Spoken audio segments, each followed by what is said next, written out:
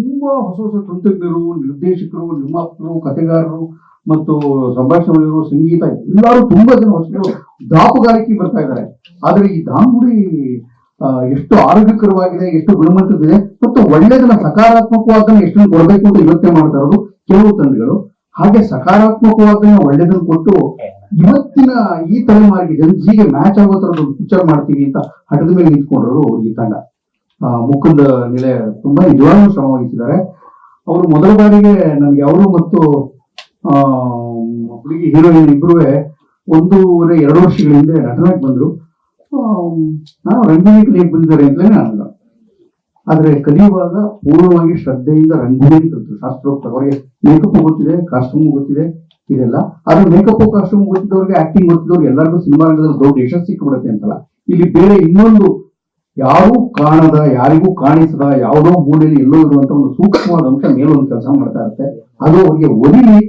ಹಾಗಾಗಿ love season ಅನ್ನೋ ಚಿತ್ರ ಅವರ ಯಶಸ್ಸಿನ ಮೂಲಕ, ಅವರಿಬ್ಬರು ಮಾತ್ರ ಅಲ್ಲ, ಇಡೀ ಚಿತ್ರಕ್ಕೆ ಸಿಗುವ ಯಶಸ್ಸಿನ ಮೂಲಕ ಎಲ್ಲ ಕಲಾವಿದರಿಗೂ ಒಂದು ದೊಡ್ಡ ಯಶಸ್ಸು ಸಿಗ್ಲಿ ಅಂತ ಮನಸ್ಸು ತುಂಬಿ ಹಾರೈಸ್ತೀನಿ ನಾನು. ಅದು ತುಂಬಾ ಮುಖ್ಯವಾದ ನಮ್ಗೆ. ಯಾಕೆಂತಂದ್ರೆ ಜೋಳ ಕಷ್ಟಪಟ್ಟಿದ್ದಾರೆ. ಈ ಮೊದಲನೇ ಪಿಕ್ಚರ್ ಯಾರು ಪ್ರೊಡ್ಯೂಸರ್ ಮಾಡ್ತೀನಿ ಅಂತ ಹೊರಟಾಗ ಏನೇನು ಎದುರಿಸ್ತಾರೆ ಅದೆಲ್ಲ ಎದುರಿಸ್ಬಿಟ್ಟಿದ್ದಾರೆ ಎಲ್ಲ. ನನ್ಗಿಂತ ಈ ವಿಚಾರದಲ್ಲಿ ನನಗಿಂತ ಹೆಚ್ಚು ಸೀನಿಯರು. ನಾವೊಂದು ಅಮೆರಿಕ ನಂದು ನೆಕ್ಸ್ಟ್ ಬರ್ತಾ ಇರೋದು 175ನೇ ಪಿಕ್ಚರ್ ಇರ್ಬೋದು. ನಾನು 175 ಪಿಕ್ಚರ್ ಮಾಡಿದ್ರು. ಚಿತ್ರ ತಯಾರಿ ಮತ್ತು ಅದನ್ನ ಕಂಪ್ಲೀಟ್ ನಮ್ಮೆಲ್ಲರಿಗಿಂತ ಹೆಚ್ಚು ಆಗೋದು ಜೀವಿತ. ದೊಡ್ಡ ಸಂತೋಷ ಯಾವ್ದಂದ್ರೆ ಇದು ಅಪ್ಪಟ ಕನ್ನಡಿಗರ ರಂಗಭೂಮಿಯ ಚಿತ್ರ ಅಂತ ಹೇಳಕ್ ಇಷ್ಟಪಡ್ತೀನಿ. ಇದು ರಂಗ ಯಾಕೆಂತಂದ್ರೆ ಹೀರೋ ರಂಗಭೂಮಿಯವನು, ಹೀರೋಯಿನ್ ರಂಗಭೂಮಿಗಳು, ನಮ್ಮ ಹುಡುಗಿನೂ ಚಂದ್ರಗೌಡ ನಾಗಬಣದಲ್ಲಿ ಕೆಲಸ ಮಾಡೋದಿಲ್ಲ ಕನ್ನಮ್ಮ. ಅವರು ಇದ್ದವರು. ಆಮೇಲೆ ನಾನಾಗ್ಲಿ, ರಾಜೇಶ್ ನಟರಂಗಾಗ್ಲಿ, ಅವ್ರ ಸಂಗೀತ ಅಂತೂ ಗುಬ್ಬಿಯವರಣ್ಣವ್ರ ಬರಿಮಗಳು.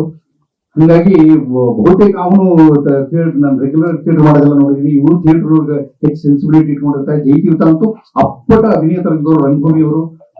ಹಂಗಾಗಿ ರಂಗಭೂಮಿನವರು ಇವರೆಲ್ಲ ಸೇರ್ಕೊಂಡು ಮಾಡಿರುವಂತ ಒಂದು ಚಿತ್ರಕ್ಕೆ, ಕನ್ನಡದ ಚಿತ್ರಕ್ಕೆ ಕನ್ನಡಿಗರು ಪ್ರೀತಿ ತೋರಿಸ್ಬೇಕು ಅಂತ ನಾನು ತುಂಬಾ ಆಸೆ ಪಡ್ತೀನಿ. ಆ ಇಬ್ರು ಅಲ್ಲಿ ಕಲ್ತರು ಅಂತ ಮಾತ್ರ ಕಾರಣಕ್ಕಾಗಲ್ಲ. ಒಟ್ಟು ಕನ್ನಡ ಈಗ ಬೇರೆ ಬೇರೆ ಕಾರಣಗಳಿಗಾಗಿ ಹರಡಿಕೊಳ್ಬೇಕಾಗಿದೆ ಚಿತ್ರೋದ್ಯಮದಲ್ಲಿ. ಆತರ ಒಂದು ಪ್ರಾಮಾಣಿಕ ಪ್ರಯತ್ನ ಮಾಡಿದ್ದಾರೆ.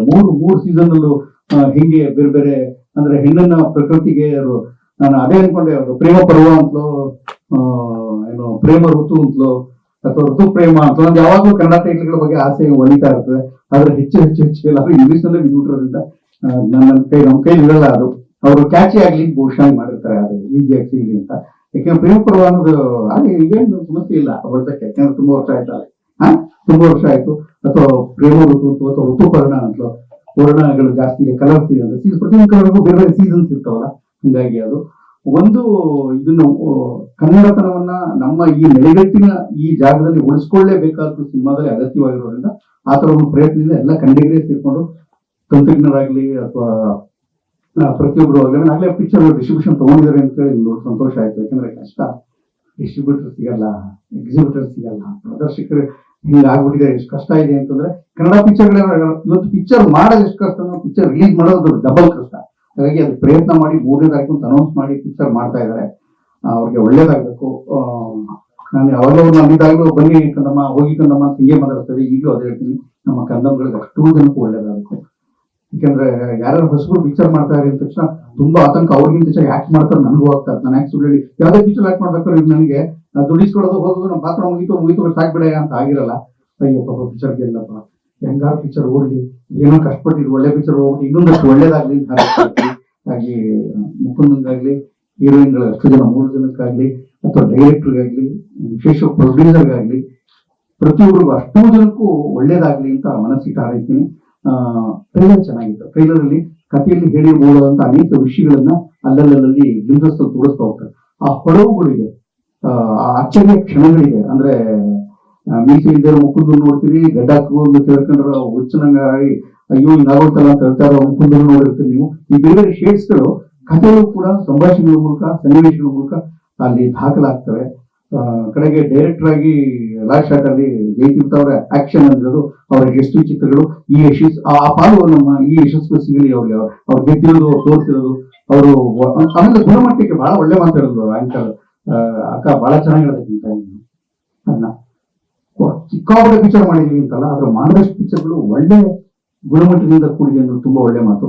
ಹಾಗಾಗಿ ಅಂತ ಒಳ್ಳೆ ಪಿಕ್ಚರ್ ಕೊಟ್ಟರು. ಇದು ಆ ತರದ ಒಳ್ಳೆ ಪಿಕ್ಚರ್ಗಳ ಸಾಲಿನಲ್ಲಿ ದಾಖಲಾಗಲಿ, ಯಶಸ್ವಿಯಾಗಲಿ ಅಂತ ಮನಸ್ಸಿಗೆ ಹಾರೈಸ್ತೀನಿ. ಇನ್ನೂ ತುಂಬಾ ಜನ ಮಾತಾಡೋರಿದ್ದಾರೆ, ಹೀಗಾಗಿ ಎಲ್ಲರಿಗೂ ಒಳ್ಳೇದಾಗಲಿ. ಡೈರೆಕ್ಟರ್ ಕೂಡ ಇದ್ದಾರೆ, ಒಳ್ಳೆಯದ ತೊಳಪ್ಪ.